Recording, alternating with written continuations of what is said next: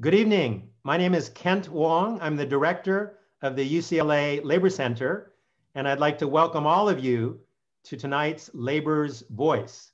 This is a monthly program that is co-sponsored by the UCLA Labor Center and the Los Angeles County Federation of Labor.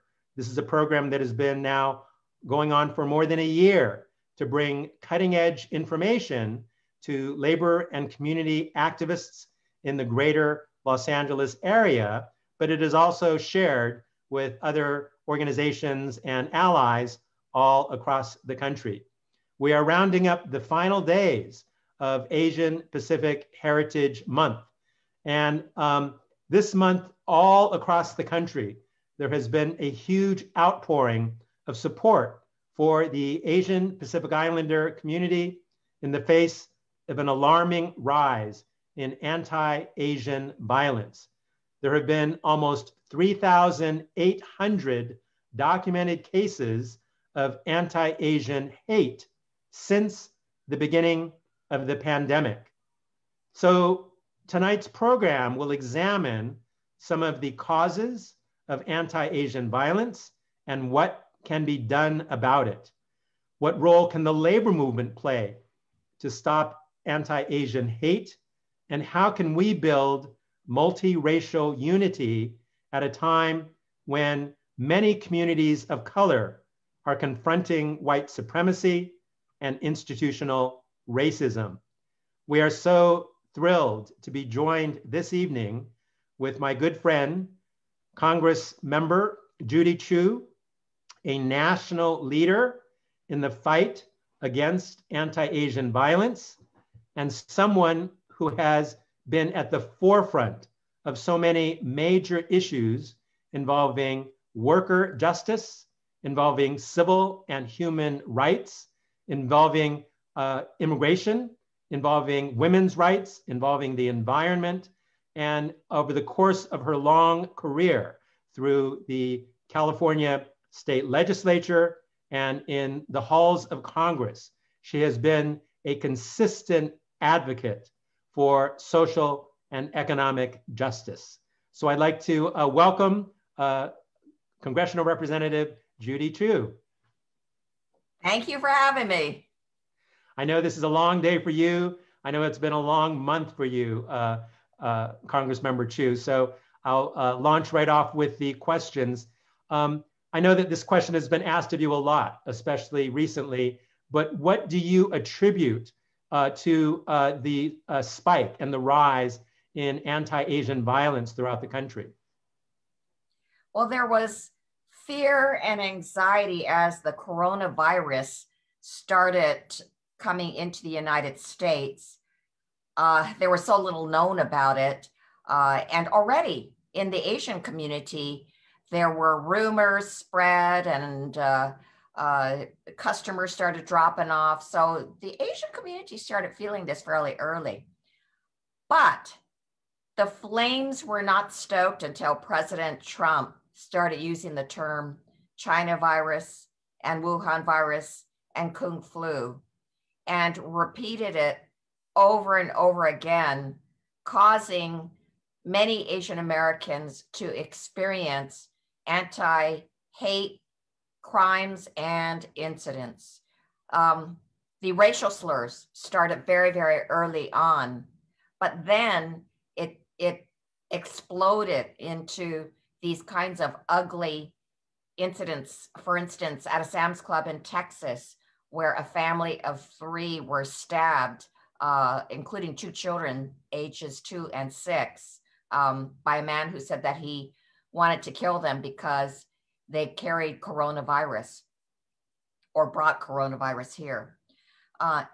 What really alarmed us was at the beginning of this year when we saw more elderly and vulnerable seniors being attacked. An 84-year-old Thai man in San Francisco was on his morning walk when he was attacked and killed. And in New York City, where a 61-year-old had his face slashed from ear to ear, and it required 100 stitches. Now, we in CAPEC had been issuing all kinds of statements, press conferences, letters, all kinds of things to protest Donald Trump's usage of these terms, because not only were we seeing the danger of it, but the CDC and the World Health Organization said not to use such terms because of the stigma it would cause those from that ethnicity or geographic region. But Donald Trump doubled down on it. He used it even more, got his followers to also use that term. And as a result, we did see that spike. The worst, of course, was when the shooter went after 3 Asian spas, killing 8 people, including 6 Asian women. Thank you so much for providing that insight and analysis. And we have seen the role of the Trump administration, not only in demonizing the Asian Pacific American community, but similarly with the African American community, with the Latino community, with the Muslim community, and the divisive role that he has played. As someone who has a large API constituency, as someone who has been an advocate for members of your community, could you tell me how this spike in anti-Asian violence is being internalized, or how it is impacting the members of your district? Well, I would say that the number of anti-Asian hate crimes and incidents have weighed heavily into the psyche of Asian Americans all across this nation. And certainly also in my district, where I do have a large AAPI population. And in fact, there was a Chinese American man, Matthew Leung, who was at a bus stop, and he was just sitting there minding his own business when somebody attacked him with his own cane, causing him to lose part of his finger. It is when you open up the newspaper and see these kinds of incidents every day that you can become so fearful, so anxious, and internalize it. And in fact, there are 6,600 of these anti-Asian hate crimes and incidents that have been documented by the website Stop AAPI Hate, but it's probably an underreporting. But as a result, AAPIs all across this nation feel such worry. They don't know if they should walk out at night. They don't know if they should let their grandmother and grandfather walk down the street for their groceries. They wake up wondering, will I be next? As a former educator, as a former teacher, as someone who well knows the history of Asians in America, my concern is that many people in this country really don't understand Asian American history. And so what do you think about this issue, about the lack of coverage of Asian American studies, ethnic studies in the public schools and higher education, and how has that contributed to a lack of awareness of our community? Well, for one thing, there has been Asian discrimination for a long time. It's been there since the beginning, since Asian Americans started living in this country, starting with the Chinese Exclusion Act of 1882, which was one of the most discriminatory laws in our history, prohibiting Asian Americans from becoming naturalized citizens so that they could not vote. And also actually naming them as an ethnic group that was barred from being able to immigrate here. And of course, there was a Japanese American imprisonment during World War II. And then there was the killing of Vincent Chin in 1982, who was mistaken for Japanese by 2 out-of-work auto workers who blamed him for them being out of work, and who then bashed Vincent Chin's head in, causing him to die just before his wedding. So these kinds of things have happened throughout history, but sometimes they are below the surface and sometimes they are above the surface. Right now, it is clearly above the surface. But what we need to do is to make sure that Americans really know what this history is. You are absolutely right. So many Americans don't know this history. They also don't know about the contributions of Asian Pacific Americans to this country, of the building of the Transcontinental Railroad, of the construction of agriculture here in California, of the amazing people who, like Dalik Sim Sound was the very first Asian American Congress member elected in history. Do people know that?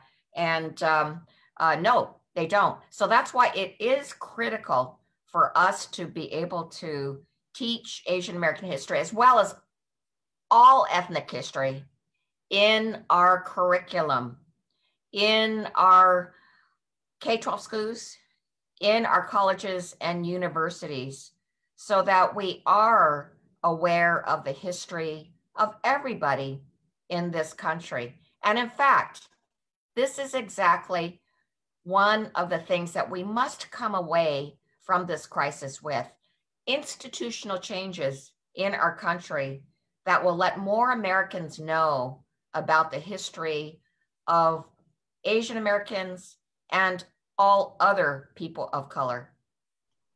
I appreciate that history lesson, because it is a history that very few people in this country know.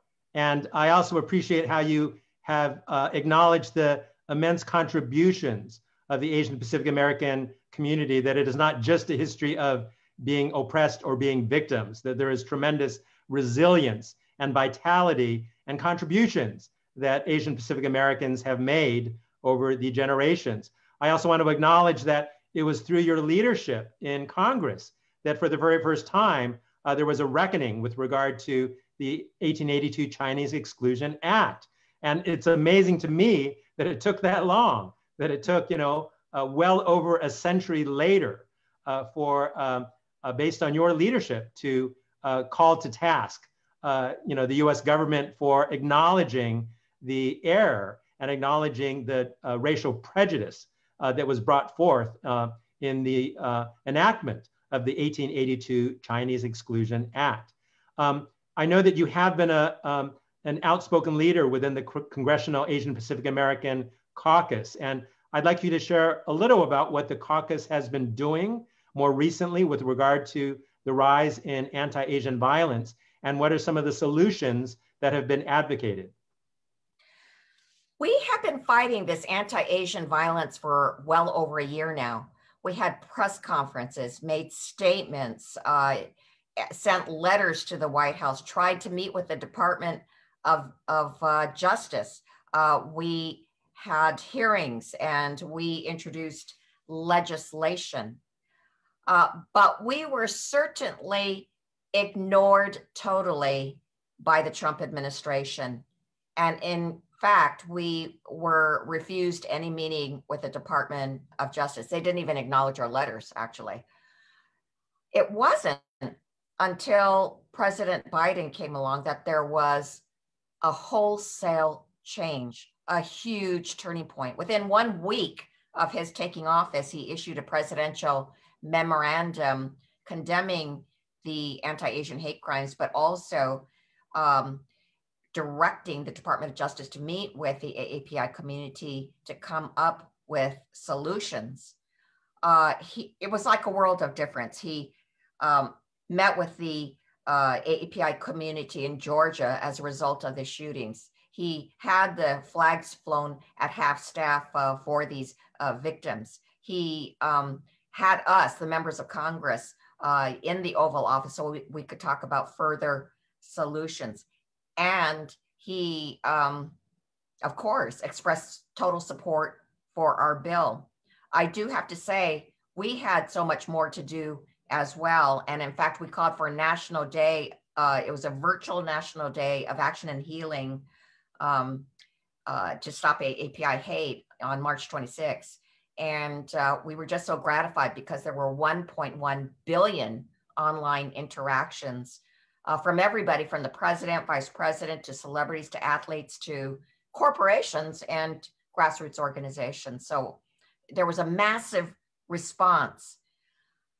But of course, it was the legislation that we worked really hard on. And just last week, there were two pieces of legislation that we got out of the House and out to the president. First was a resolution that I had to condemn the Georgia shootings and also to condemn AAPI hate. It did pass with a bipartisan vote out of the House.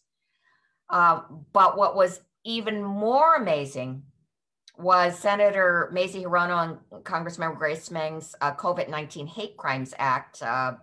And it passed with an even greater bipartisan vote of 364 to 62. The bill helps to improve our hate crime response by creating a new position at the U.S. Department of Justice to better track and address hate crimes and incidents. And it also includes the text of a bill that I co-led called the No Hate Act, which will provide more resources to law enforcement for training. It'll provide for better tracking of hate crimes in this country, which are sadly lacking right now. And it'll provide for state-run victim hotlines with more resources for victims. That's amazing, Congressmember Chu, that you have secured those victories through Congress. And it shows the importance of representation. It shows the importance of leadership on these very issues.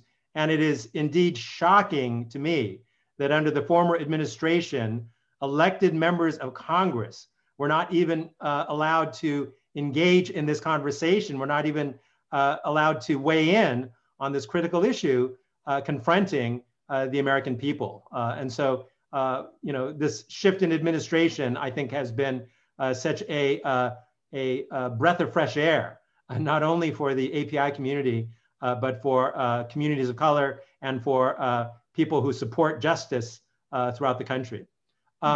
Another major leadership role you have taken on is on the issue of immigration reform.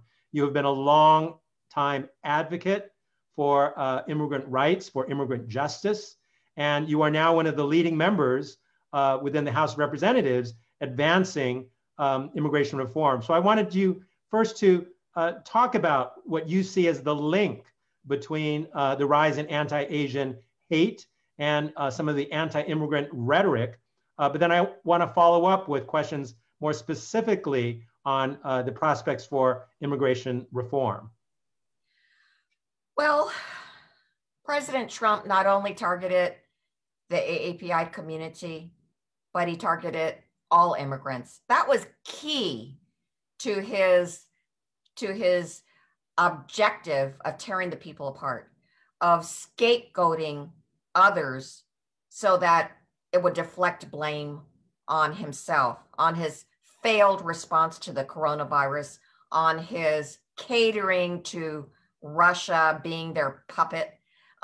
So he had to blame and attack, and certainly his biggest targets were immigrants.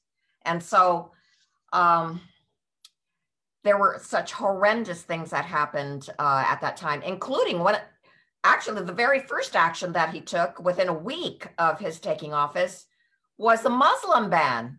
If you recall, everybody going down to the airports to protest it. I was one of them. I went down to LAX to protest because I heard of 50 Muslims being detained, even though they had the legal right to enter. So yeah, he did the No Ban Act. And even though it was stopped by the courts 3 times, ultimately it was upheld. This is why I introduced a bill, the No Ban Act, which it undid all iterations of Trump's Muslim ban, but also make sure that no future president could do such a thing without actual justification. But all his actions at the border, separating children from their families, these were outrageous things that occurred during his tenure, and we're working overtime to undo the damage he did. Well, I think that link is so critical to understand the demonization, the dehumanization of immigrants, especially immigrants of color, and how that is a direct contributing factor to the rise in hate crimes. So as you mentioned earlier about the false narrative about the China virus or the China flu, and how that directly linked to the spike in anti-Asian violence. Similarly, the anti-immigrant rhetoric and hatred has also contributed to the rise in violence. What are yours, as someone who's been a longtime advocate for immigration reform, what is your sense of the prospects for immigration reform, including the Dream and Promise Act, which is very popular, which the vast majority of people in this country support, a pathway to citizenship for undocumented youth and undocumented young people? What are your expectations for immigration reform in the coming year?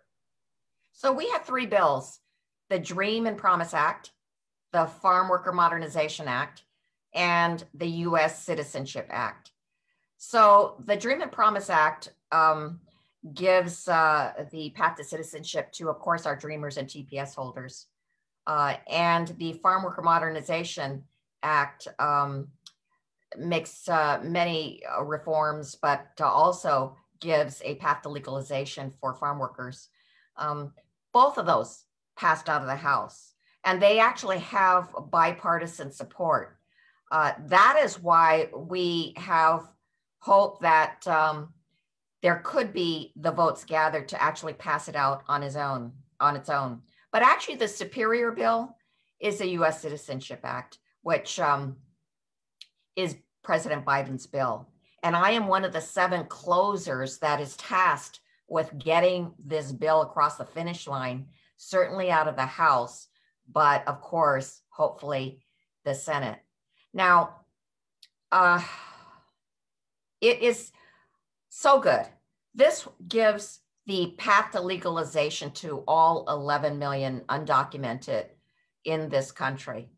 And it also does away with the 3 and the 10-year bar, one of the cruelest things ever for those who are undocumented. It reunites families because so many have been caught in the visa backlogs where they're waiting 10, 20, even 30 years to reunite with family members.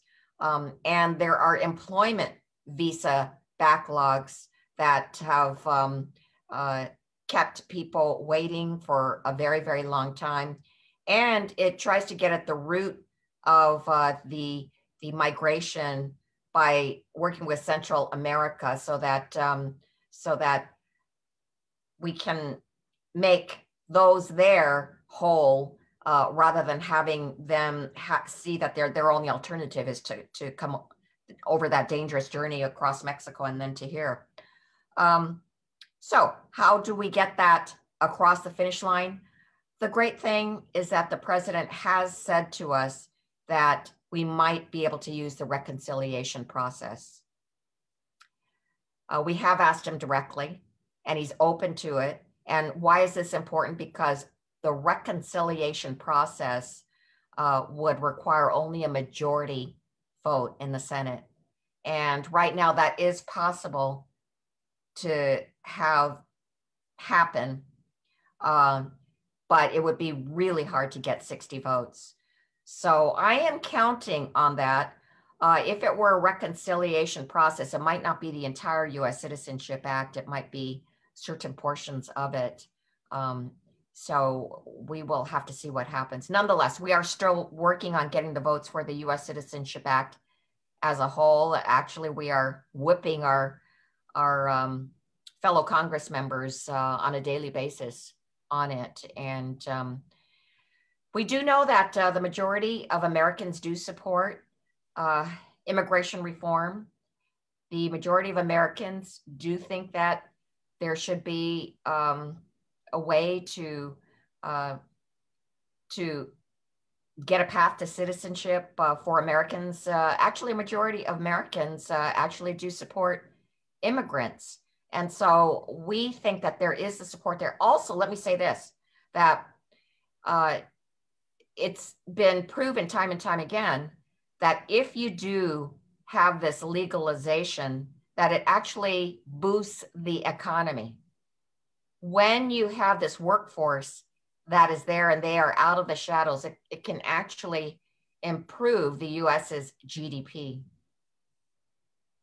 Absolutely. And so we are so grateful for your leadership in Congress as one of the 7 closers to advance these very meaningful and very progressive immigration reform initiatives that, as you said, is not only good for the immigrant community, but it's good for the country as a whole.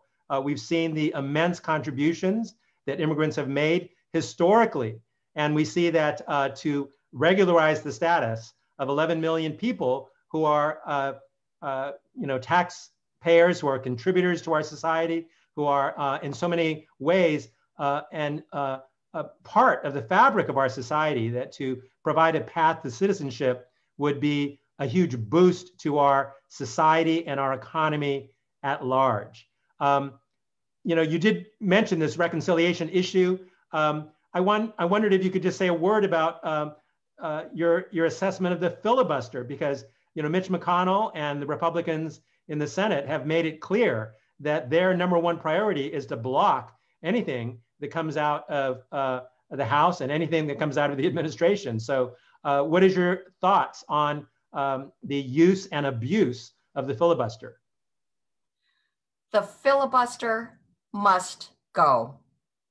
It must end. And I didn't realize until I was told the history of the filibuster that it was a way of preventing any kind of civil rights legislation so that a minority of Congress members could stop any kind of civil rights from going forward. It was actually the Southern Congress members that didn't want to have it go through. And that's how the filibuster is. It's tyranny of the minority. Can you imagine that we have a country where the minority rules, where they can hold up anything? And in fact, they've held up so much progressive, important legislation. Where can we say that this is a democratic country where the majority does not rule? I mean, how can we say such a thing? And yet that is the case in the United States of America. Thank you for your eloquent analysis of the filibuster and how indeed it is anti-democratic and it has roots in Jim Crow and white supremacy. I know you're on a very tight schedule, so I just have one final question. This is Labor's Voice. This is a show that is reaching thousands of union members, workers, and I know that the economic perceived threat of economic competition has also contributed to the rise in hate crimes and anti-Asian violence. But more specifically, what are your thoughts about the pending PRO Act in Congress and what that might mean for workers in this country? Oh my goodness, talk about progressive legislation that has gone out of the House that is sitting over there in the Senate.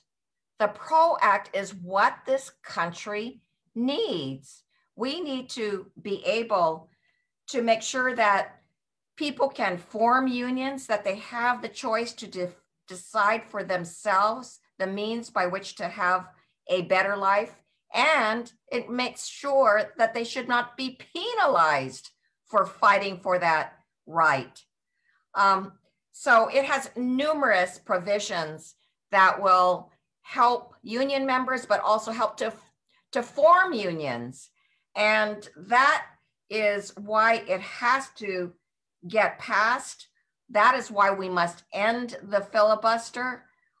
We need to make sure that we can make the dream of a good middle-class life available for all. We know that unionization is the way to get there.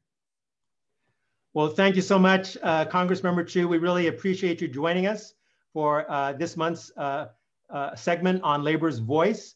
And more importantly, we deeply appreciate the leadership that you display every day throughout the country and the strong role that you have played as an advocate for racial, for social, and for economic justice. So thank you so much, and we will continue to follow your career as it moves forward. Thank you. Thank you so much. Great. We're going to let Congressmember Judy Chu move on to other pressing tasks at hand. And I wanted to now introduce our next two guests. One is, both are very good friends of mine. One is Arlene Inouye from the United Teachers of Los Angeles, and the other is Johanna Hester with the United Domestic Workers of the American Federation of State, County, and Municipal Employees.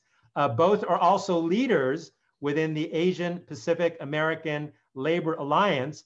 Johanna Hester served as our national president and did extraordinary work all across the country to advocate for the rights of Asian Pacific Americans. And both Arlene and Johanna are featured in an upcoming book on Asian American workers rising, which we published in July of this year. So in just a couple months, you will be able to get a copy of this book, and you can learn more about the extraordinary work of Arlene Inouye and of Johanna Hester. So I wanted to start with Arlene because as a leader within the United Teachers of LA, educators and teachers have a special role to play with regard to anti-Asian violence and educating the youth and the citizens and residents of tomorrow. So how do you see the rise in anti-Asian violence impacting teachers and students? You're on mute, Arlene. Great to be here. Thank you so much for that introduction, and honored to be here with Johanna as well. Yes, this is a very, very critical time and a profound time, and it's had a big impact in our schools, on our educators and our students. We see across the nation, as well as here in Los Angeles, that when we reopened schools and we fought for the gold standard in health and safety here in LA, that API students were not coming back. And we heard the stories of students being afraid, being teased and bullied. There's fear. As Judy Chu was saying, as the Congresswoman was saying, that it really affects your psyche. And that's what we're seeing happening in LA. And also staff have even reported, teachers have reported, sometimes they feel that they're shunned, or there are microaggressions and comments made that are very, very negative and very hurtful. So there's all different kinds of forms, but we're seeing definitely there's a change. There's a change since Trump called it the Kung Flu virus and the China virus. And since this pandemic, it's been very, very difficult for the Asian American community. Thank you, Arlene, for sharing that. And I know that you have been on the front lines for so many years and are deeply connected to the teachers and students in Los Angeles. And so your perspective is so important and is so insightful. Johanna, your union as well has a large API membership, and in particular, a lot of API women. And you have amazing leaders. I've met your leaders within your union. How has this issue of the rise in anti-Asian violence impacted your members and your leaders? Oh, absolutely. I think that, well, first of all, thank you, Kent, for inviting and including me in this discussion with Arlene and Congresswoman Judy Chu. And what a year and a half it has been for our members. UDW represents about 140 home care and family childcare providers in California. Not only are our members recovering from the pandemic, we're also fighting for our survival, right? Not just for the lives of our Black and Brown members, but for the rights of women and LGBTQIA members, and now a heightened focus on the safety of our Asian American members and elderly. Through this pandemic, we've struggled to gain access to PPE and other resources. And And although eventually we received help from counties and the state, in the end, it was members helping members that's getting us through this pandemic. Members making masks, members distributing food, members distributing diaper. That's been sort of the crux of our work. And our members are impacted by this anti-Asian hate rhetoric, racism, in so many different levels. Our union is made up of 20% Asian American providers, right? We are also 80% women in our union. So, and according to Stop AAPI Hate website, 65% of people reporting hate incidents are women. This is like live and breathe in our union. Our members, this isn't something happening outside our union, right? Like we are the targets when racism directly impacts our membership. You don't have a choice but to speak out and take action. So we're greatly impacted by this. Many of our members are reporting being afraid to go outside. They're afraid to take their clients outside. There are reports of folks just ordering food in or groceries in, so they're not leaving.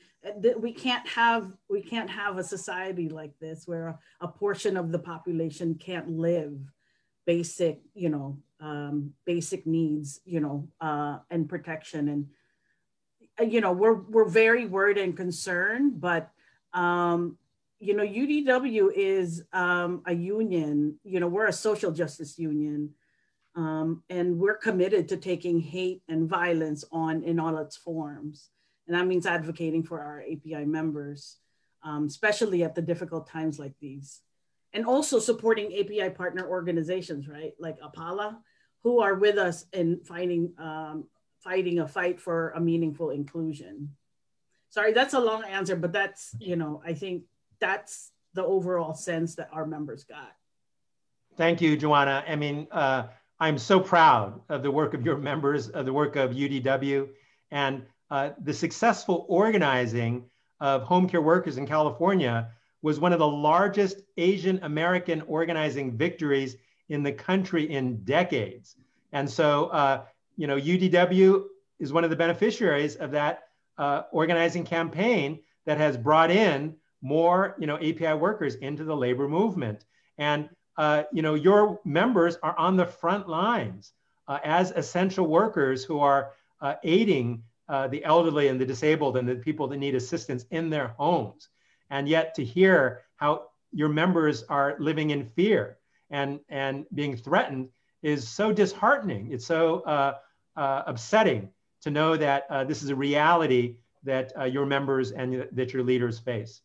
Arlene, Congressmember Chu, also an educator, talked about the importance of ethnic studies, the importance of sharing the history of Asians in America that is frequently not covered in public school curriculum. It's not covered in college curriculum. So what is the United Teachers of Los Angeles doing to address the need for enhanced ethnic studies and to celebrate the contributions of communities of color?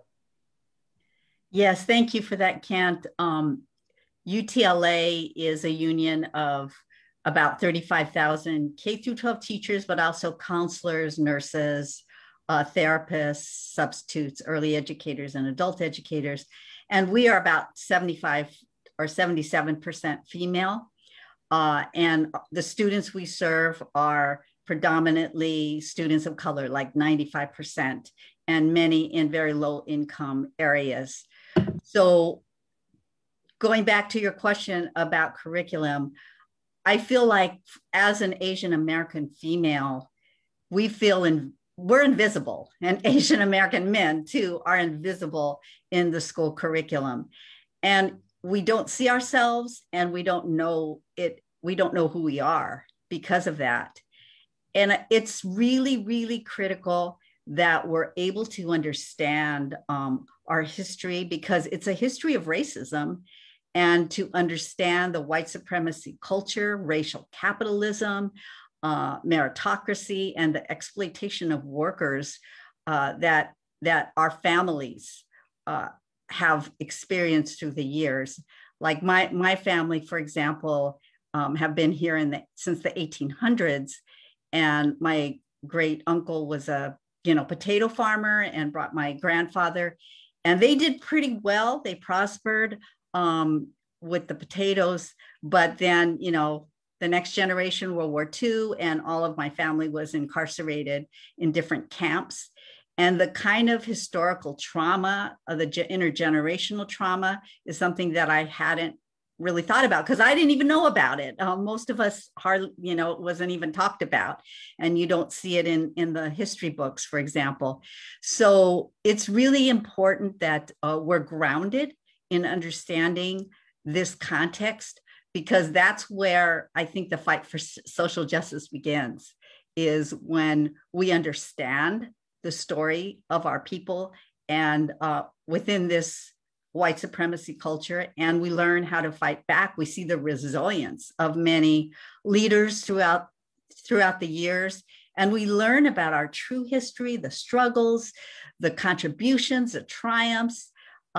It's all there. And there are a number of curriculum resources that I'd like to call out, like the Asian American Education Project that has over 50 lesson plans, a toolkit, teacher training, study guide.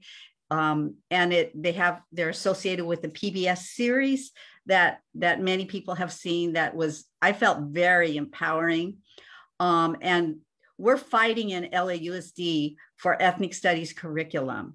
And it's not easy. And it feels like it's a battle to really get authentic curriculum as a part of the school system. But our teachers also need training because they come up from the same culture. The racism, is a part of all of us, right? So we have to have the training that's needed to really love our students in the way that they need to be loved as they grow and see themselves in the history books.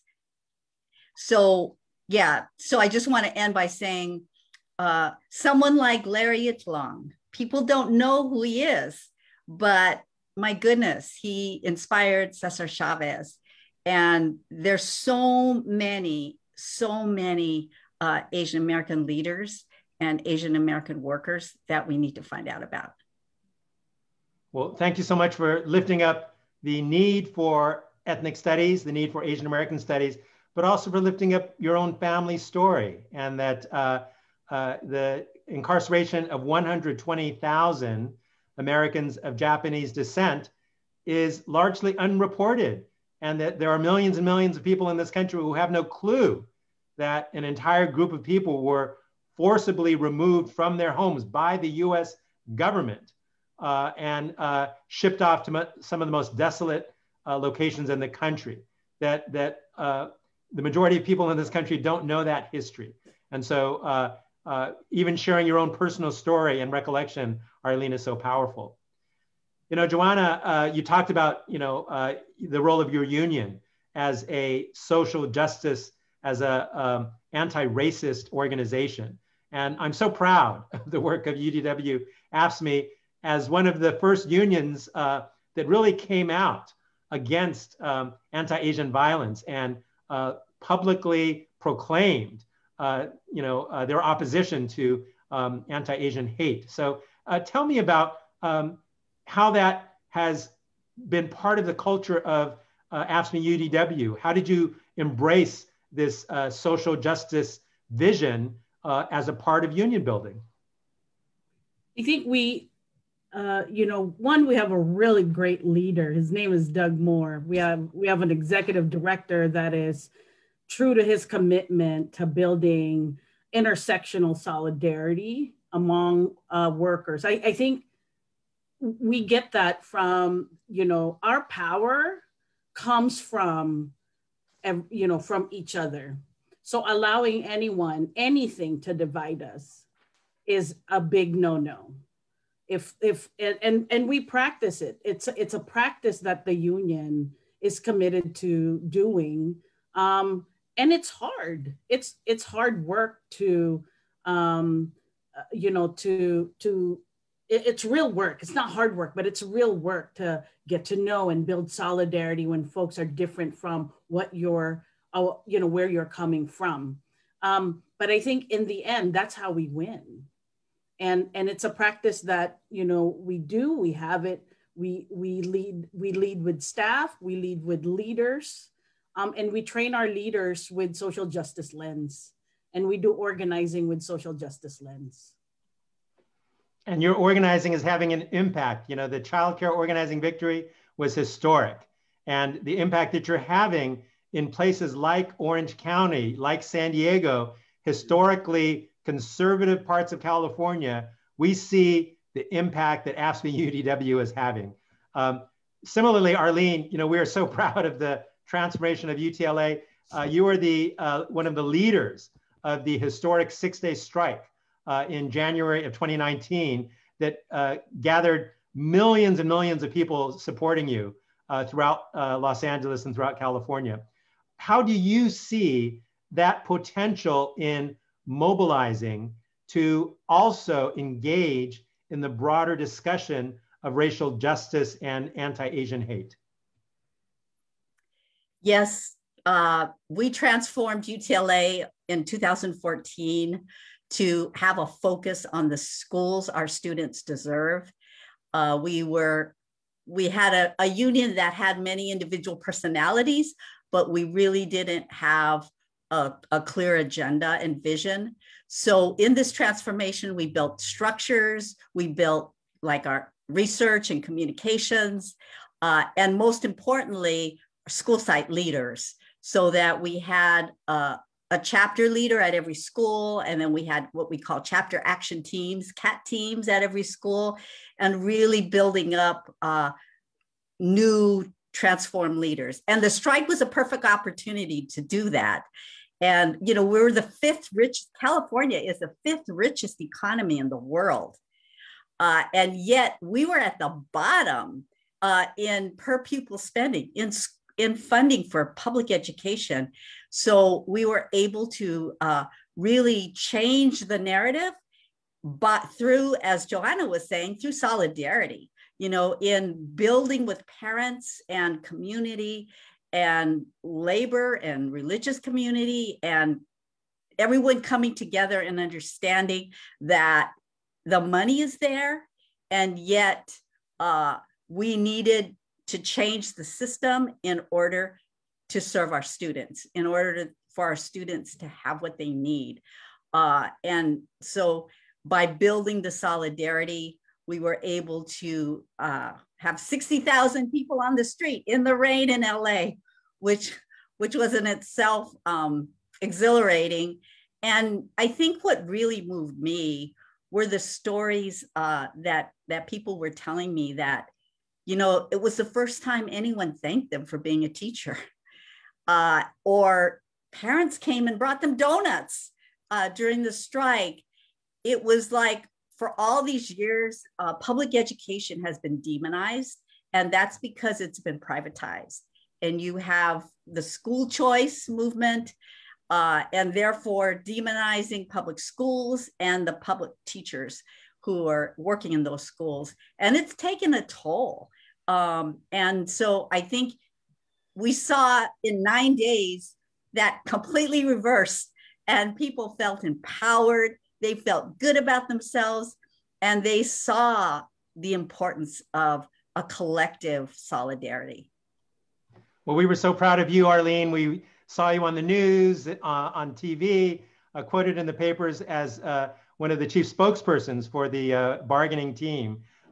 So it was so inspiring to watch you on the front lines of that extraordinary strike, and how organizing changes lives. And we've seen it in the teachers, we've seen it in the parents, we've seen it in the students. So we want to thank and acknowledge that.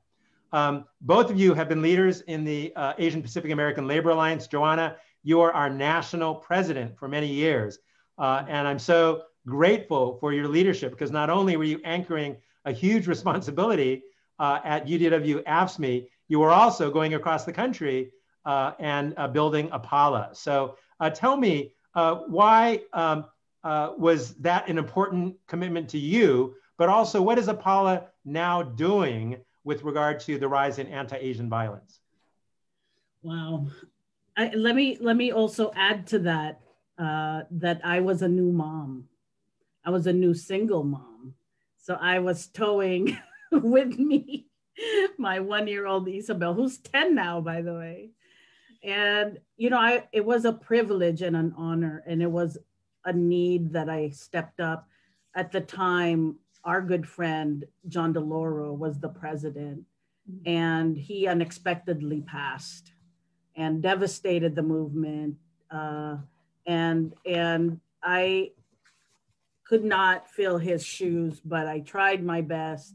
And I needed to step up. I had to do that. I mean, Apala is just such an integral part of my politicization value, why I organize workers now, and has been answered to my calling. But we also have a wonderful president now, Monica Tamarath, out of, you know, CTA. That's also, I think, affiliated with Arlene's union, right? Yeah. So teachers definitely are a big partner here. And we have a wonderful executive director, Alvina Ye, who's working tirelessly with her staff and her team on anti-Asian racism. I mean, we all are. I think Apala has created a toolkit for local unions to deal with anti-Asian hate. I really want to put this out there because it's so important. It's not enough to say that you're standing in solidarity with us. You actually have to actively engage in changing the culture that allows the hate to flourish in your union, right? Like, let's talk about that. The toolkit lays out very clearly. So please use this toolkit, a meaningful action for unions to take, such as make meaningful investments in equity and inclusion, back up solidarity statements and resolutions with investments of money and other resources. We got to go beyond the statements. People are being harmed, right, in this moment. And our union members and their families are being harmed. It's important to collect disaggregated data on API membership that counts for the vast diversity of API identity. We're not a monolith. There's many countries, I don't know, 40, 80 countries, Asian countries, right? I mean, we're just not a monolith, and it's important to collect the different experiences exist even within our category. Create and enforce anti-discrimination codes of conduct. Develop and support API member leaders. Partner with API worker and community centers. Fight API discrimination through the bargaining process, and advance policies that support API workers and oppose those that divide our communities. We can't build an inclusive labor movement until we reckon with a white supremacy in all its form. It's everywhere. It exists everywhere. And we are being used, APIs are being used to sort of, you know, be the model minority. And that is a myth that we need to actively dispel, right? You know, so much of the labor movement is about honoring history, but when we're romanticizing early organizing and strikes, we're also talking about leaders like Samuel Gompers that held deep racist positions. I mean, let's be clear, like that needs to get called out. Talking about the good old days of labor can be marginalizing for people of color. You know, I've been in the labor movement my whole life, my whole adult life. And organizing workers, I feel, is my calling. But I can never forget that this is a movement that tried very hard to keep people who look like me and thousands of my members out, right? Like there's a long history of excluding domestic workers from the National Labor Relations Act that President Obama, 72 years later, reversed. I mean, there's deep history of racism that we're not reckoning with and we're not acknowledging. And we just want to say, let's move on. And that is not right. And that is not the movement I am helping build. I'm helping build a movement, and I hope you are with us, helping build a movement that's gonna include people, because that's our power.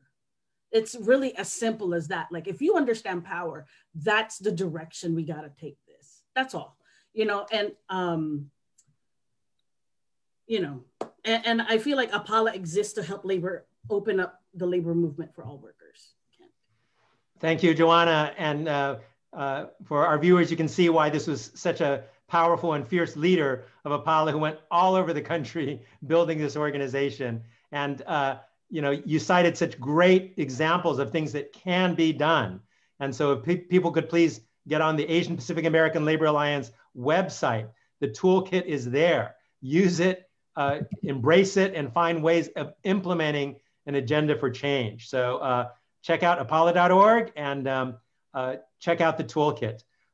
Arlene, you are also part of the AAPI task force that was just recently established by the American Federation of Teachers. So what is your union, the American Federation of Teachers, doing to address the issue of the rise in anti-Asian violence? Yeah, I wanted to add to the APALA appeal is that there also is a COVID-19 fund that we're fundraising for families who have been impacted by COVID-19. So if you go to the apalanet.org website, please check out the COVID-19 fund. So yeah, I am, as UTLA, we are duly affiliated with the National Education Association as well as American Federation of Teachers. And we are the second largest teachers union in the country. And as the AFT put together an AAPI committee this past year, Jessica Tang, the president of the Boston Teachers Union, is the chair of that committee. And its mission is to raise visibility and urgency of AAPI issues, members, and students within the union. So this past month, for example, there's been a webinar on Asian American hate, and I think Kent has been a part of that as well. And the AFT AAPI links with APALA and other organizations and promotes the different resources that are available. So it is just getting launched. And one of the new things is a book that's called, as Kent mentioned earlier, Asian American Workers Rising, APALA's Struggle to Transform the Labor Movement. And in this book, there's one on AFT.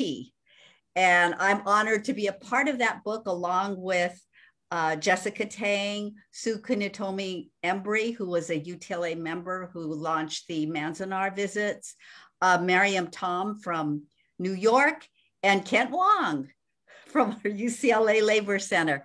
And they're little stories and pieces, and there's going to be a full publication in July that will represent all of APALA, including Johanna, many stories from different unions.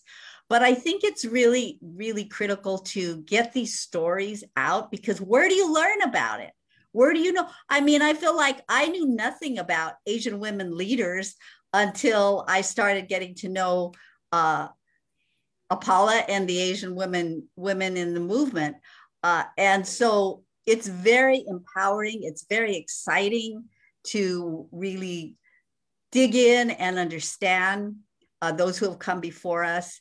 And the AFT AAPI committee is going to be a tool to, again, galvanize and promote support, visibility, and address the issues that are facing our communities.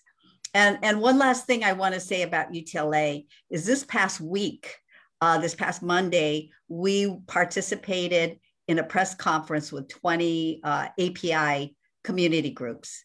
And it was led by Asian Americans Advancing Justice, but many groups. And we were a part of going to the district and asking for district-wide protocols to report and address anti-Asian bullying and hate. And we asked for community-centered training of staff and teachers.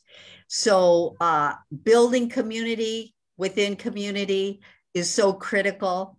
as we work together to fight for, again, it's about justice.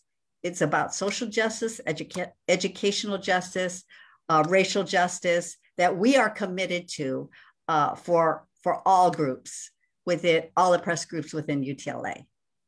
Thank you so much, Arlene. Inouye. Last question goes to you, Johanna. I know that APALA is having a big convention coming up. So what's happening this summer? Tell us about it. Oh, we're so excited. You know, you can have a pandemic, but we will not stop having conventions. Yes, APALA is holding our 16th biennial convention virtually from August 5 through 8, 2021. And excited to say that this year's theme is very good. It's called Rooted in Legacy, Reimagining a New World Beyond Borders and Across Oceans. Because, you know, that's who we are. Our convention brings together hundreds of organizers, workers, allies, and young leaders to demonstrate our collective power. We'll have plenaries for all those who register, and for all of those who register before June 1st, which is this Monday, you will get a free copy of this new book we've been talking about, authored by Kent Wong, called I wrote it down, Asian American Rising. So please register at apalanet.org. We're very excited. We're gonna do it and it's gonna be great.